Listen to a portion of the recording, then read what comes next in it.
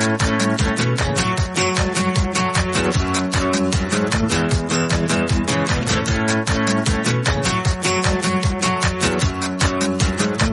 to the Books Applied podcast, presented by WSL Leadership. In this podcast, we talk about an awesome book and how to apply it to your work, sport, or life. I'm your host, Iggy Perillo. Thanks for joining me. Hello there. On this episode, we are talking about early women writers, which is not actually the title of a book, everyone. This is a giant compilation of a lot of thoughts about a lot of early women writers because they're fascinating in amazing ways. And luckily, I'm talking with my friend Robin Henry about this. Robin, can you introduce yourself and then we'll dive into our topic for today? Okay, sure. My name is Robin Henry. I am a librarian, but I'm also a book coach. And one of my interests, I also teach community college courses about humanities. And one of my research interests is about women's writing and reading, mostly 18th century, which is about when the novel emerges. And so this is a topic that's very near and dear to my heart. And one other thing that helped me sort of with this interest is I joined the Chawton House Library Reading Group, which for those of you in the audience who know about Jane Austen will know that is where her house is. And of course, the library is dedicated to early women writers. And so you'll see there's going to be a list of suggested reading if you're interested. And of course, that will be on the list. Yeah, the show notes. You actually are going to have very robust show notes for the show because they were written by Robin primarily. And I want to tell folks why we're even having this conversation a little bit. And it started because in 2021, I spent the entire year, I'm a very slow jogger, and I like to listen to audiobooks while I jog around. And I spent the year of 2021 exclusively listening to Agatha Christie. That is all I listened to for an entire year. And actually, she got me from January until, I think, into late August of like new book. I listened to them at like slightly faster speed. I don't know, true confession. And then I had to revisit some and they were great even the second time, a lot of them. There was like, I think a week or so that I just alternated between, and then there were none and Murder on the Orient Express just back and forth for like 3 times each because those are such classics. Anyway, but then from there I went on to, I'm like, well, what else is there out there that is awesome and inspiring by women authors? I thought I would do some women authors for a while. So I listened to all of Jane Austen, followed up with that. Then I started on the Bronte sisters. And I don't know if I still have gotten Wuthering Heights yet from the library. It's so popular still today that there's a wait list on it at the library for me to get it. And then I mixed in some Octavia Butler, which I know has nothing to do with the early women writers in any stretch. She's a modernist from like the 80s and wrote science fiction. So departure. And now I've gone on to other other things. I've gone off topic, but based in my listing over the past year. So I was fascinated by this. And I know that you're into reading and writing and women authors. I think we talked about Jane Austen before a little bit when I started reading that because you gave me some advice on her unfinished book, which like people finished. And then I could tell, I don't know if I told you this, but I was reading, is it Sanditon? Is that the one that I'm thinking? Yes, that's the one. Mm-hmm. Like she left it unfinished. And so all these authors would try to finish it and then sell it. And so I'm reading, I'm like, oh, this is so great. That I'm like, I can feel this like needle scratch as like the tone and everything changed. I'm like, oh, this is where the other author took over. I'm like, okay, it became very obvious and in ways I couldn't quite describe reading it, just once you get into the flow. I think Austen is a little hard to get into the flow of in some way, or she's unique maybe from the modern reader's perspective. She does have a unique voice, I think. Yeah. And so I'm like, okay, I have to get my brain around how she's speaking and writing and like getting into the flow of her, just the way she uses language. But all of that aside, we're not here to talk about language as much as to talk about women as authors and writers. And I would say also women as heroes in a lot of those books, because I think books written by women have a different take on the female hero or heroic female characters or female characters at all in a lot of ways. So I'd love to, after all this preamble, to get some of your thoughts on all of that. Sure. Okay. So first I will just insert a fun fact. Agatha Christie is the highest selling author of all time, except for the Bible. Yeah. Oh, I believe it. She wrote also like 100 books. Like she wrote so many. Yeah. And they're so popular. They're so great. Yeah. Right. And well, and even today, like you can still read them. And so I just, everyone, that's just an interesting fun fact. Yeah. I recommend another recommendation, popular by a reason and kind of silly and fun. But yeah. So this whole thing about female heroines and female writers is really interesting because there's a tendency among people who study history or people who study or who write historical fiction to kind of make some assumptions based on what we know or what we think we know. And some of those assumptions are, well, women weren't writing, or if they did, it wasn't very good because, hey, they didn't end up in the canon. And so, there must have been nothing there except for Jane Austen. And then for some reason, she's like this outlier that, that somehow rose above everyone else. And then the Brontes came along, and then there's really nothing else. That's it. What you right. Yeah, that's it. But what you find out when you do a little bit of reading in this period is there were actually a lot of female writers, and they wrote for different reasons. And so when the novel was sort of being formed as a thing, because before, well, I would say, most people date the first novel as Don Quixote. They'll say that's the first novel. And that's where most people land, although you hear different titles. But before that, writing was poetry or an epic, an epic poem or folk tales. Okay. Or letters, or frankly, conduct books, which we could discuss another time, which are the original self-help, right? Yeah. In a bad way. Yeah, in a very bad way. But what's interesting is, so when the novel starts to form, it's sort of a cross between a forbidden thing because women are writing and they're not really supposed to because they're supposed to do, other things. But it's also a safe space because they can do it anonymously and they can write in ways that they couldn't act. So women would use writing as an act of resistance sometimes, or sometimes it was a way of living vicariously through the characters and sort of, playing out the scenario. What would happen if I chose to do X? Sometimes it's a cautionary tale. And in some cases, it is very much like the conduct books, only it's like the anti-conduct books. Oh, like, don't do this. Yeah. It's like, don't do this. Here's what happens if you do this, right?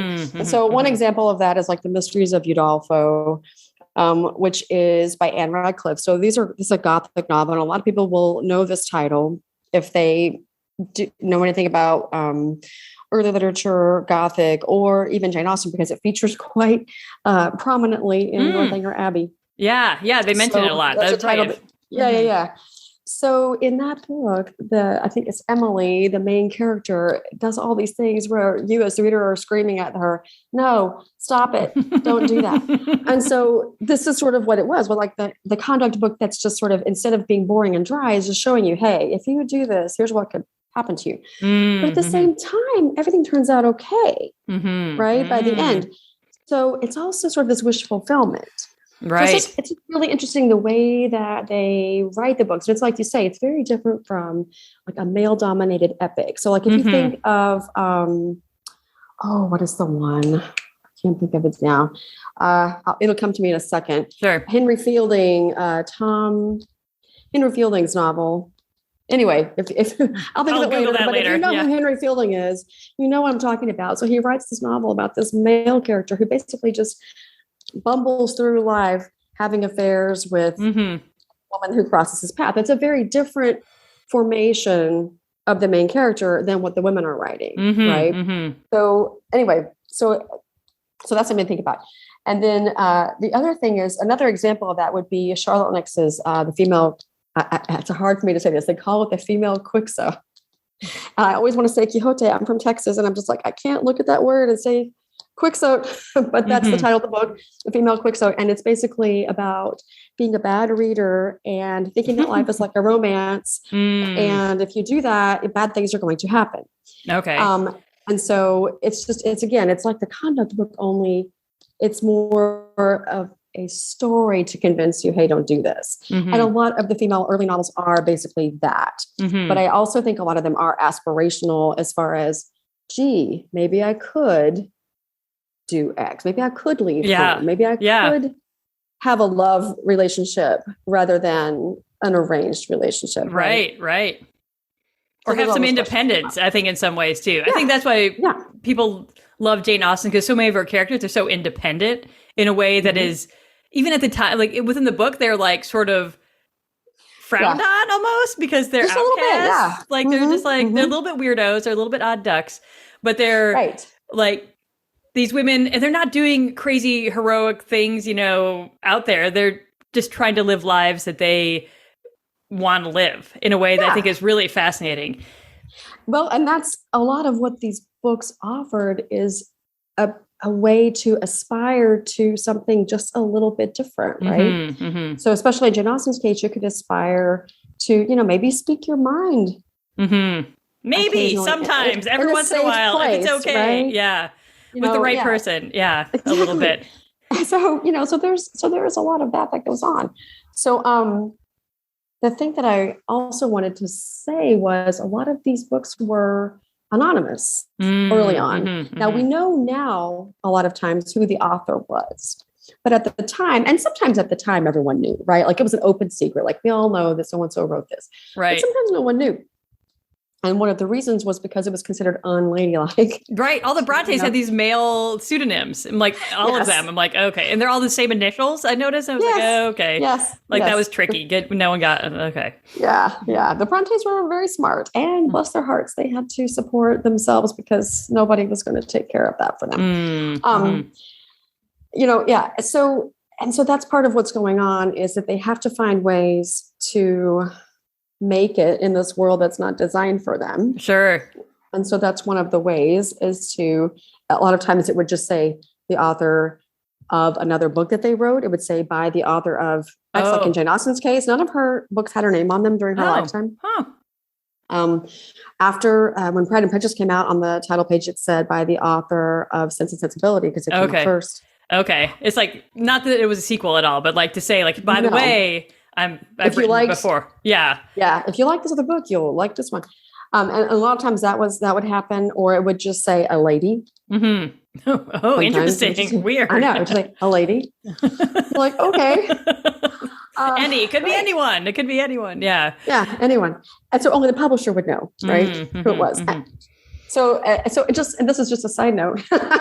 So if anyone listening is a fan of Bridgerton, if you have watched the second season, you will know that she goes into the publisher, right? And so the publisher's the only one who knows who she is, right? Because she's been hiding all the time. The lady who writes the girl who writes the gossip column, right? And so that is actually realistic. That she would not have wanted to be known, but she would also have had other reasons for wanting to keep this secret. Do you think these authors also were trying to appeal to a male audience, or do you think they were writing for a female audience, or is there any difference, or are they just trying to write for like popularity across the board? Okay, so that's a really good question. I think that probably so it is true that most novels, even in early times, were read by women, but they were also going for a general readership because in Jane Austen's case, she really did want to be a professional writer. She wanted to make money at it. The Brontes, same.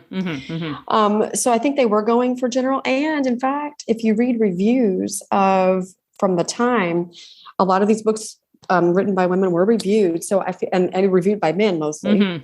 So I feel like the audience was probably pretty accepting. But my guess, and this is just a guess, this is just my opinion. Sure. I feel like they probably were writing for women just because women were most of their readership. Sure. Although women didn't necessarily have access to the funds to buy the books, which is another weird complication of this whole thing. So they had to be not too offensive to the male psyche that they wouldn't buy it for their ladies, which is weird, which is a weird layer of this whole thing. There's also the lending library which they would have access to at the time. You could go to a library and you would purchase a subscription to the library, and then that would allow you to borrow things. And so there was that avenue that was much less expensive than actually purchasing the books. But you're right. That was, and that's why a little bit later than Jane Austen's time, they started developing the really cheap copies. This would have been like the 1830s. And I'm trying to remember they're in France. I think they were the blue books.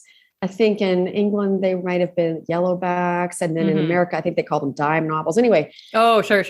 They all had different versions of the same thing. Basically, it was just paper. There were no leather binding. Now, right. Earlier a cheaper than that, production of the books. Right. Yeah. And earlier than that, you would buy the book, but you would have it bound. So it was kind of an expense. And also the paper became cheaper. There's a whole bunch of reasons why it became cheaper. The economics, right? Yeah. And so once it became cheaper, then it was like an explosion. And that's when you will hear all these warnings from newspaper people and stuff like that. Don't let your children read these novels. It will pollute their minds. Which is the newspaper people trying to save the newspaper. Is that what that was about? Yeah, but also it's just like anything. Anytime there is a big change in technology and printing, mass printing and cheap books here's the other thing, common people were reading them. And anytime there's a big technology change that allows maybe a society shift, which this would, of course, there's pushback, right? And who runs the papers at the time is elite people. So they don't. Right. Change is hard if you're making all the money off the way things are. Yep. Exactly. But I want to go back more to how women write about female heroes a little bit more, because I think that's where there's this really fascinating layer of lesson for us today, right? In terms of how we see women as heroes has evolved over time. And I think, and maybe this is like a bias. I don't know. It's 100% a bias. I'm not even guessing. 100% bias that women write about women heroes differently than men write about women heroes, right? Like it's not quite the same. Yeah, I would say, and this is again just my opinion, but I would agree with you. I think that is true. Now, I think it's probably less true now currently than it was in the past. I think maybe there's more of an effort on the part of writers to be more accurate, perhaps. Yeah, or even have women as characters sometimes. Sometimes they're classically sort of missing completely from the story. Exactly. Like, okay, well. Yeah, but here, let's take an example from these early books. So we'll go back to the Mysteries of Udolpho, right, where Emily is the heroine. And then there's another book that's written just slightly earlier than that, I think, if I have my dates correct in my head. It's called The Monk. It's by Matthew Lewis. And I'm just going to warn anybody out there who wants to read it. It's a wild ride. And it's just a little smutty. Oh, so be prepared. Yeah. Okay. Yeah. Racy. So interestingly, it's racy. Interestingly, in that Georgian time period, just before the Regency starts. So that book came out, I think, in 1796, the first printing. They were much more, what shall I say, open about sex than they were later. So in that book, The Monk, the hero, and I use the word loosely, perhaps the main character would be a better word choice. He's this monk. And he's not very monk-like. Let's just say that. Okay. Eventually, through a series of terrible things, becomes like this satanic being, and he goes straight to hell. Of course, pretty simple, straightforward path. Yeah. But the point that I want to make is if you compare the two books, so in The Monk, all the female characters are very flat. They're very acquiescent. They're very like, whatever you want. Like there's this one, so this monk starts seducing this young girl. First of all, he's like, I don't know, he's like 40 something. He's gross. a young guy. And he's seducing this girl who's probably like 17 or 18, if I can remember. I don't remember. It may not even say, but she's a girl because of the descriptions and stuff. And she's just like, oh, sure, I love you. I love you forever. Now, in the end, she gets him back because she's the one who's a witch. But she's either this flat, acquiescent character, or she's this demon-possessed witch who's totally evil, right? And so it's like there's not a whole lot of depth in that portrayal, right? And so, and all the action, of course, is from the male point of view, that male perspective, right? And he feels completely entitled. And this is the thing that kind of got me when I was reading, and I was like, he feels completely entitled to do basically whatever he wants. He just doesn't. It doesn't matter. If it's there, it's his for the taking. So if you compare that to Mysteries of Udolpho, there are still these Gothic themes of Catholicism and some magical things going on. But Emily is a much more rounded character. Now, it's still an early novel. It's still going to be a slog for a modern reader to read it. Okay. So don't get me wrong. If you pick up either one of these books, you are not going to be like, oh yeah, I finished it in, 2 days. No, that's not going to happen. I'm not that kind of page turner. No, no. But the interesting thing is a lot of the action in The Mistress of Udolpho is from the character's point of view, the female character's point of view, and she makes choices. She has a good relationship with her father. It's very, very loving, happy relationship, and the other female characters are more developed. And so it's just a different point of view. I think that, and in her case, the hero, who is Valancourt, he's actually, a very likable hero. He's not perfect, but he's a good guy. And of course, there's a misunderstanding, which eventually gets solved at the end. That's why there's a plot. We got to figure everything out. Yeah, exactly. But it's just a much more well-rounded, where the monk is almost like a caricature of these characters, right? And their desires and how. And of course, the message is, bad things happen to bad people, right? Okay. Don't be a bad person. Right. But, and this monk was a bad dude. But and the message in Mistress of Udolpho is similar in that it's more like, listen to the warning that your father gives you, and if you wander off the path, bad things might happen, but you can find your way back again, it's a little bit happier and a little bit less.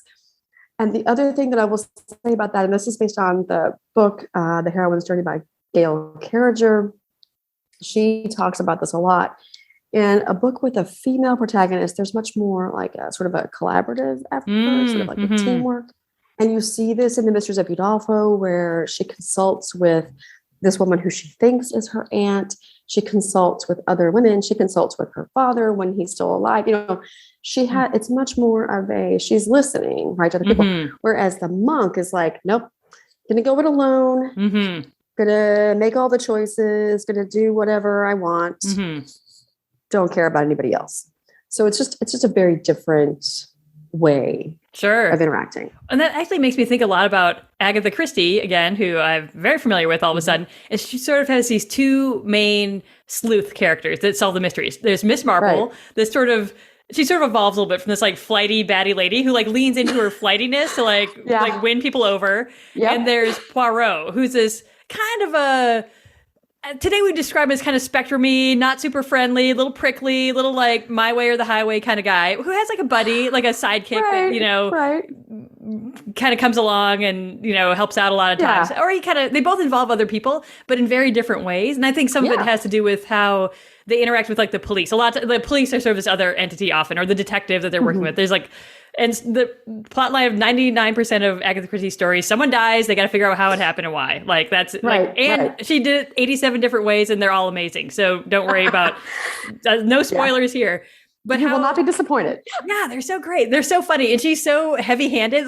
And this timeline of her book, she starts in 1911, I think is when she's writing her first one. It doesn't come out till like 1917 or whatever. But so 1917 to 1975 or something like that, or 78, 73. Like her last one comes out in like the early 70s somewhere. So she spans 50 years, and a lot happens in those 50 years, from like, oh, do they have a radio, to, oh, like we're flying places. Like there's this huge, and her characters sort of come along on all these different things.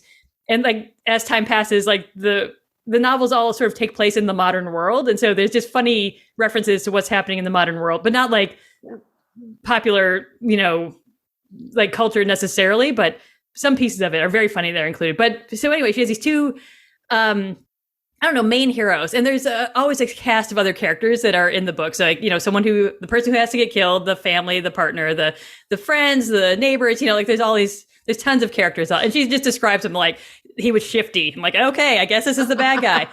And she like really hates the French too. She's English, so the French are always like suspicious. Like, oh, the French, I don't know. Like, oh, a Frenchman came on board. Like, well, okay, like stop everything. Like, there's some shady French person involved, and like the Italians are gonna knife everyone. Like, oh, it was a knife murder. Obviously, an Italian did it. Like, that's like half of the plot of like Murder on the Orient Express is blaming the Italian because someone was knifed, and you're like, okay. So like not very evolved sense of like cultural appreciation of different cultures. But we have these two heroes, Marple and Poirot, and she's this woman writes both of them, and I think Poirot interacts with a lot of women. Like there's just a lot of women in all the stories, and they're interesting and different. And each of them, you know, she sort of writes about a certain class of society because she thought it was fascinating to talk about sort of this like wealthy upper class people. And, you know, they go to their house and think, oh, then we go to the summer estate. Then we go to the blah, blah, blah. You know, there's like a lot of affluence like dripping around. Cause I think she was aspiring to be more affluent. Like she always wanted to be a dame of the realm, I think. You know, that's like the female equivalent of being knighted. And she finally was, and she was super proud. And, but that's not the life she grew up in. So I think this was why, like we write about people, you know, of wealth because we aspire to wealth, or it's fascinating, or it's interested, and you know, and like, oh wait, they all get murdered too. And Agatha Christie novels, amazing. Like this is great. Come down to our level. Well, the other good thing about that is that if people are wealthy, they have time to sit around thinking of how to murder other people. Yeah, and they have time to like pay someone off to come in and solve it, and to like have another family meeting where they can all, you know, do whatever. Like the classic, they meet in like the library, then they meet in the study, then they meet in the blah blah blah, and you're like, okay, we don't have those at my house, but that's great that they have all these different rooms to meet in. Yeah. But Marple is such an interesting, she leans into being a little baddie, but like intentionally, right? She like, she milks it. They refer to as this fluffy grandma. She's like, or like everyone's aunt. She's like, yeah, I'll play the role of the aunt and like get all this information out of you. And she's like the super sharp listener. And she like, and super good noticer and like knows everything that's going on and understands all the relationships and all the dynamics. And Poirot sort of does the same thing. And he's trying to pick up on the relationships and the dynamics. And Poirot just like, wants to like hold it all together and then be like, and by the way, and like, you know, call everyone together and like spill the guts out and make everyone pissed off in the meantime. Like he basically goes through and accuses many times, like everyone's in the drawing room together. He's like, it was you because of blah, blah, blah. They're like, it couldn't have been me. He's like, I know that. Just kidding. It was you because of blah, blah, blah. They're like, I know it wasn't me. And then he goes through everyone and talks about like how they could be so guilty and they're all like, want to punch him in the head by the end. Not quite Marple's style, but just a very different role in terms of how they approach the characters and how, like, for the time in like the 20s, 30s, 40s, 50s, women weren't lead characters. I think in that same way of solving mysteries, dealing with murder at all. Like, you know, the other characters talked about Marple and they're like, oh, Marple, you know, blah, blah, blah, blah. Like, oh, the police chief knows you. Like, how's that? And she's like, oh, you know, I hung out with them. Like, oh, she solved some murders for him. Like, oh, she like did all this other stuff. Like, she's like, oh yeah, I'm not unfamiliar with murder. And you're like, oh, okay, you've solved like 40 of them. Like, great. You know, not 40, but like a ton. Like she handles it very differently than Poirot does. Oh, yeah. Well, he has a more official role because he's a private detective, I think. And so she is, as you say, she just sort of listens a lot and kind of positions herself to be able to. And so there's two things about that. The first thing is in the Heroine's Journey, that book that I earlier referenced, there is part of that journey, which is where the heroine dons a disguise. And I always use Miss Marple as an example because Miss Marple's disguise is she's this kind of dingy old lady. She's not dingy. No, she's not at all. But she pretends to be so that other people will tell her stuff or so that people feel safe. And then she figures out what happened, right? She pays attention. And so that's her disguise. Poirot doesn't need a disguise. Everyone knows he's a detective everywhere he goes. Yeah. They're always trying to get him to work. He's like, I'm on vacation. Like, shut up, go to work. And he's like, fine. Like, they keep... Right.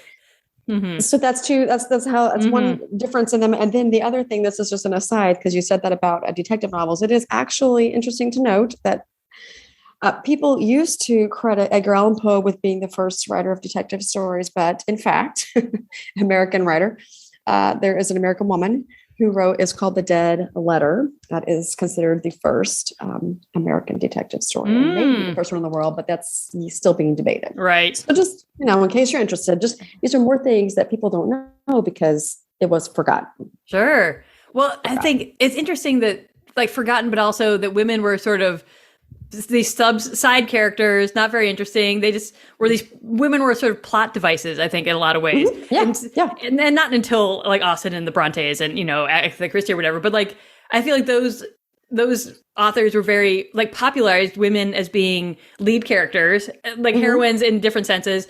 I'd say Marple is definitely in the heroine side strongly. And some of Austen's and the Bronte's sisters are like, yeah, you're the lead character, but you're not that heroic, sometimes like you're kind of okay. Well, okay. And so you say that, but here's the question. So maybe not heroic in the traditional sense of the word, right? But maybe heroic in a different way. And I think that's where we have to kind of rethink what we think it means to be a heroine. Like, what does that mean? Because, I would say Miss Marple is a heroine. I would say that Jane Eyre is a heroine, right? She's hardcore. She's so hardcore. I didn't realize until I listened to the book. I'm like, whoa, she's kind of a badass. You're right. Yeah. So, it's different because they have to act in ways that are acceptable.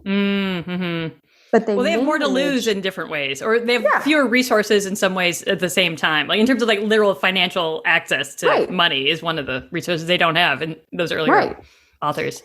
Well, and even access to power. If you look at it, if you go back to Marple and Poirot as an official detective has access to the police. He can ask them questions.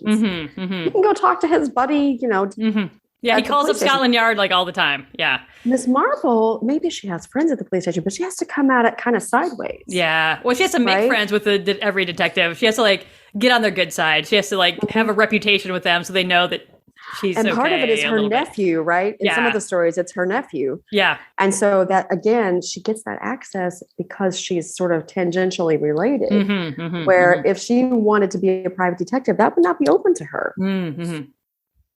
Yeah, not in the same way, for sure.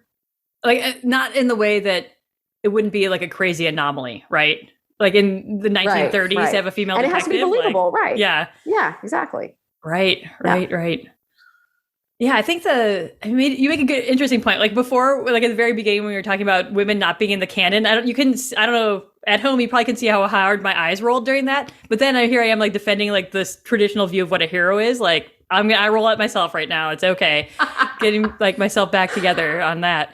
But I think you're right. I think the women who have these sort of leading roles, they do amazing things. They do things that are unexpected. They do save the day in different ways. And sometimes there's this other part where I'm like, oh, you saved the day because you married the guy you wanted. Like, ew, gross. Like that to me is not super heroic. But at the time, that's like a huge jump. If you're like jumping 12 layers of social class and you know exactly who's in each layer and and suddenly that's what saves your family from ruin because you married well. Like, okay, like that is a success within that context, even though I'm still, modern world rolling my eyes about it, but that's okay. I think they were revolutionary. I guess they were still revolutionaries in a lot of ways. Yeah. Well, because you have to think again, these are aspirational for a lot of readers, right? So they're trying to show these are some possibilities and you can't make it to where we jump, as you say, you can't jump from, you live in this prescribed like private sphere to suddenly being the, Wonder Woman, right? Like that's not going to work. So you have to, do something that's maybe possible, maybe difficult, maybe almost impossible, but with the right set of circumstances, doable. And you let the readers see how this could go. And then what the theory is, one of the literary theories is it lets women see a possible future that's different. But then they are able to envision that, they could make different choices. Now, that doesn't mean they're going to all, run out and go on strike or, I don't know, throw their shoes, whatever. But it makes for change. Because the first thing you have to do, this goes back to the 70s, of course, and I'm sure before that, is you have to raise consciousness, right? Like people have to know there are other choices out there. So maybe that was like the revolutionary role of these early novels, is showing that there are other possibilities, or that you can, like literally like a possibility being you can socially climb, even though that was frowned on. Like not Marple, as you say, Agatha Christie talks about people who were trying to get beyond their station and they get shot down. And she's like against it. Like you can tell her vibe about things. And she's like, yeah, that's actually not cool to rise above your station. And you're like, okay, I guess that we got it. And they can still be interesting and like grow and aspire and create change and do things. Well, because the conundrum there, and this is true with a lot of early women, and I would say either feminists or proto-feminists, is that they weren't like 100%, what we would think of. So, for example, like a lot of early American feminists who were working for the right to vote for women, they had a chance early on to sort of team up with Frederick Douglass and other people who were abolitionists, but they chose not to, to probably our everlasting shame, because they thought it would muddy the message. And it would make it harder for them to get rights for women to vote. Right. And what they meant was it would be harder for white upper class women to get the right to vote. Yeah. If they worked with abolitionists, right? Yeah. It was too complicated to add people of color and women at the same time. Right. And you're like, and so okay. the problem, and it wasn't that they were against it. It's just that they thought it was going to hurt their cause. And the reality was that wasn't true. Right. Probably. I would argue it wasn't true.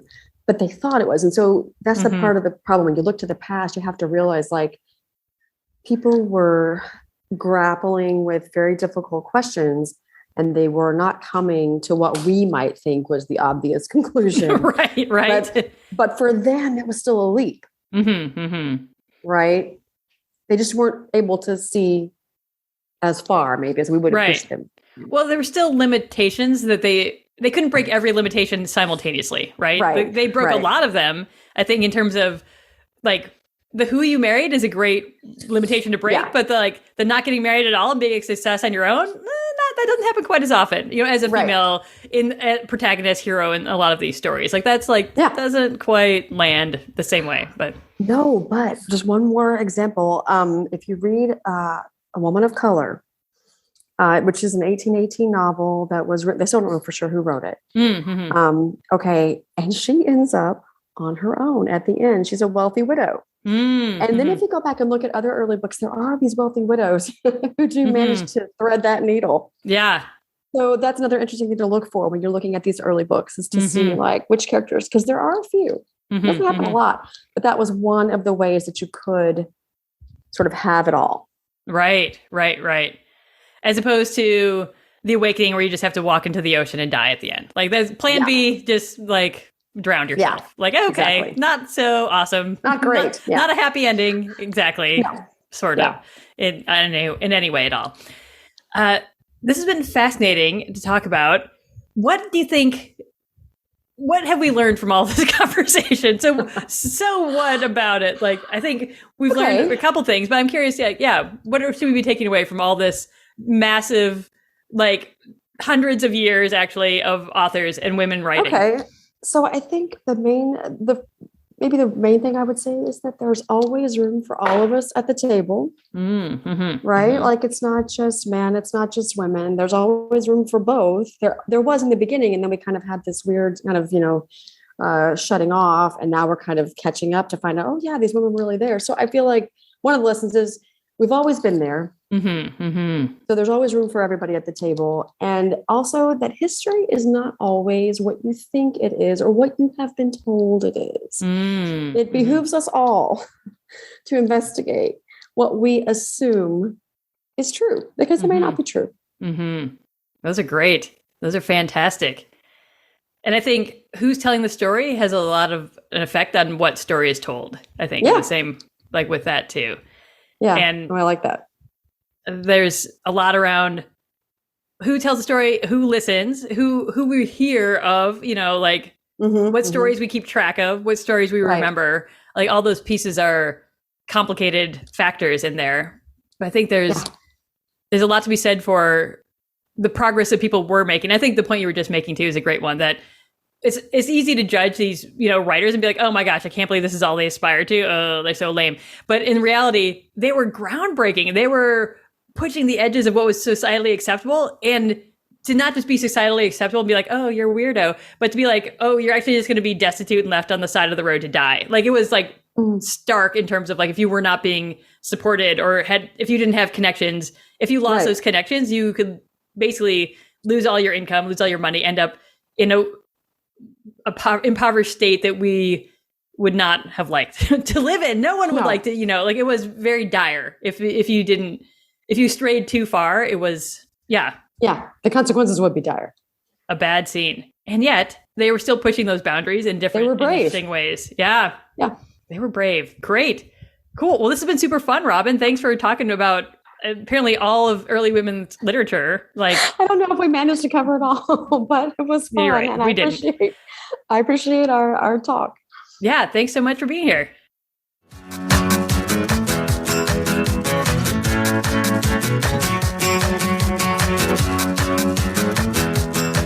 Thanks for joining us for this episode of the Books Applied podcast.